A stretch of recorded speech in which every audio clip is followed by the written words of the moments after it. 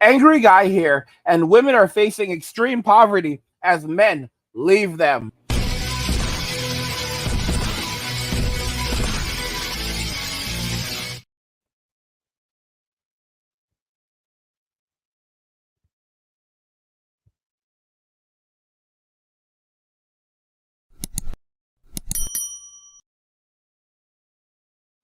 Women are facing extreme poverty as men leave them.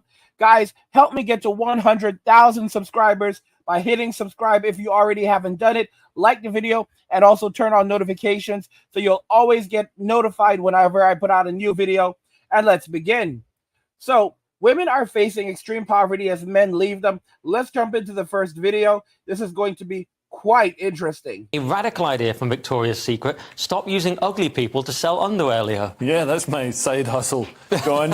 So Victoria's Secret has dropped feminist makeover after sales slump. It's dropping its feminist makeover and bringing back sexiness as it tries to reverse falling sales. So the company retired its traditional catwalks with its signature angels in 2018 and declared its aspiration to be the world's leading advocate for women.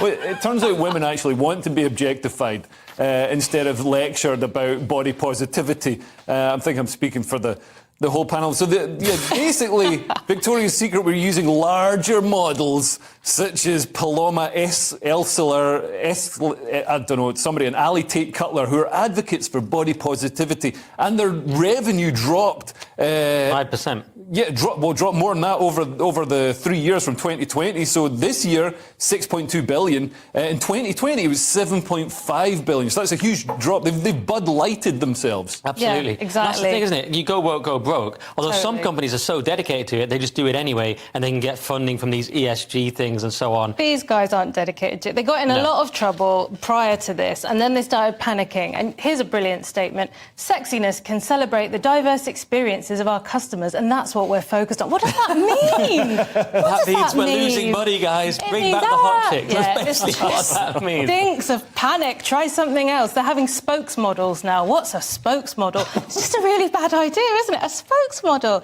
Yes. Fantastic. It's quite strange. It's a bit of confusion in the modern culture. It says executives now plan to prioritise sex appeal over female empowerment. We were told they were the same thing lots of times. Yeah, I thought sex work was work and it was all totally up to me if I want to be really, really sexy. I want to hear the political opinions of a lingerie model about as much as I want to see Gordon Brown in lingerie. Yeah. What's really funny is they're now trying to fudge it and sort of, we're still empowering. So they came up with this phrase, sexiness can be inclusive. I mean, what does that mean? It can't. It specifically It totally can't. Not only does that not make sense, it's the exact opposite. If you think everyone's sexy... Right. And they're not. It's not a place to be inclusive. It should be exclusive. We've all seen The Devil Wears Prada. The fashion industry is the least inclusive, most elitist industry, and that's what it's supposed to be. That's what it's about. It's supposed to be aspirational and a fantasy. Right. You know, honestly, he used a very important word at the end there, fantasy, because these people are living in their deepest of delusions, believing that this is what people actually want, this is what men actually want, this is what women actually want. Guys, I've said this before and I'll say it again. Nothing lasts forever. Nothing lasts forever. I said that women were going to say feminism got us everything that we wanted, and now let's fight it together. And that is essentially what we're seeing in society today. I keep on telling y'all, men are the prize. Men are the prize. And women, they don't want men to know that they have such value. They don't want men to know that they are the ones that have the real power in the relationship. Because if men wake up to this, then what do women actually have? Women have nothing. And it becomes much more difficult for them to even argue. They truly are in a place of misery and destitution right now. That's where everything is heading. And you have to really understand that women have to be kept in check. Because if women are not kept in check, they will run amok, they will speak jazz, they will be disrespectful. They will think that they are the ones with the power. They are the ones with the value. They are the ones with the prestige. They really are not. No chance that an OnlyFans girl who makes multiple millions is going to display significantly different behavior than, say, a football player who makes many millions and ends up broke years later. Why would she do anything differently? And the football player has an agent around him, has a financial manager, and they still end up broke.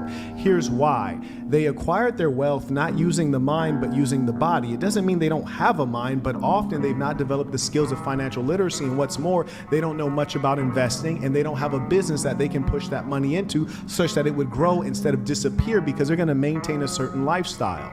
So yes, they will inevitably become broke, and that's in the majority of cases. Now, if you guys are outliers, I very much so hope that's the case. I'd be happy for you and impressed, but it's improbable. Guys, women don't realize that what they've done is they've created a reality that they can no longer live in, because many of these women, they are experiencing things and lives that they don't deserve.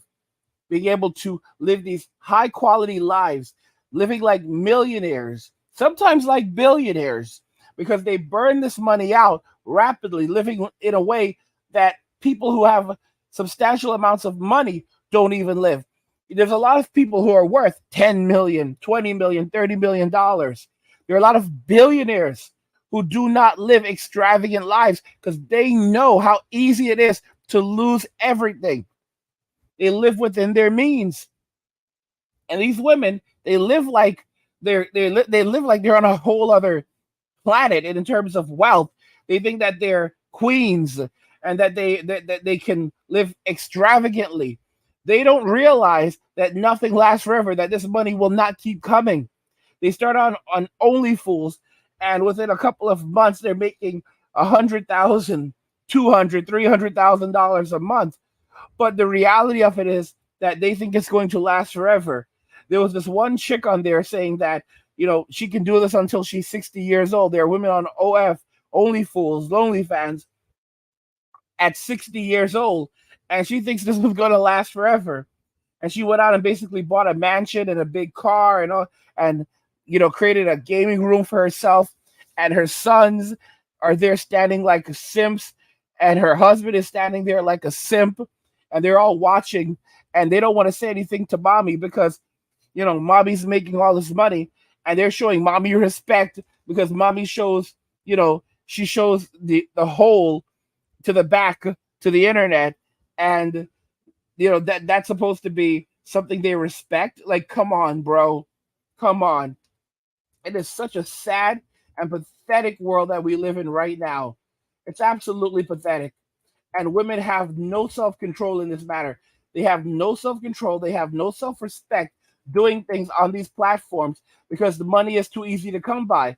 And I've said it once and I'll say it again. The man is the prize, and the women don't want men to know that they're the prize. My age 42. So the women that you're going for, are they also in their 40s, or are you going for younger women? I really don't care about the age for that. It's really who they are as a person. As long as they got their own thing going on, they look good, they feel good, they're great. I really don't judge them by their age.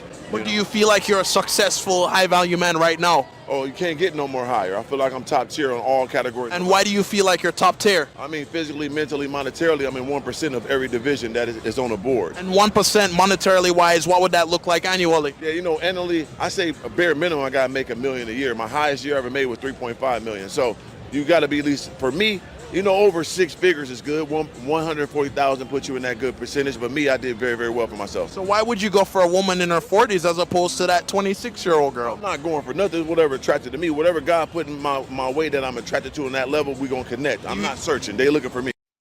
I'm not searching. They're looking for me. This man said it the best. A lot of dudes are out here trying to chase women down. Like, oh, I have this money now. I'm fit.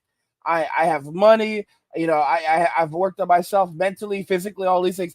Guys, if you've worked on yourself, the women are going to chase you. Don't chase them. Women in Western society, they think that they're entitled to high-value men. They think they're entitled to millionaires. The girl working at McDonald's making $30,000 a year, she thinks that she's entitled to an NBA player.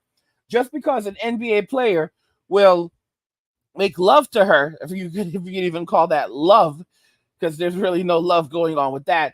But even if an NBA player will fool around with her, that doesn't mean he wants to marry her. How often do you see an NBA player marrying a girl who works at McDonald's? How often do you see an NBA player marrying one of these types of women? They don't. They usually either marry a woman that they've known for a long time, that they grew up with, or they marry a woman that's maybe in social media or has created a value for herself. And don't get me wrong, I hate social media personalities, but they're not going to marry some basic chick. And these days, every girl that's on social media thinks that she's like a social media star. She thinks that she's on The Bachelor. She can have it however she likes. And that's just not how life works. These women are going to be humbled. They are going to be humbled. I told you they're going to get together and have meetings like, okay, feminism got us everything we wanted. Now let's fight it together. And they're going to think that men are going to sit down and get in line with them after, especially after this round of M2, second wave M2, where it's going to basically obliterate every guy in Western society. And they think that they're going to come back from this? Come on. They can't come back from the first verse. They can't come back from the first wave of M2, and they think they're going to come back from the second? Guys, come on, come on, come on.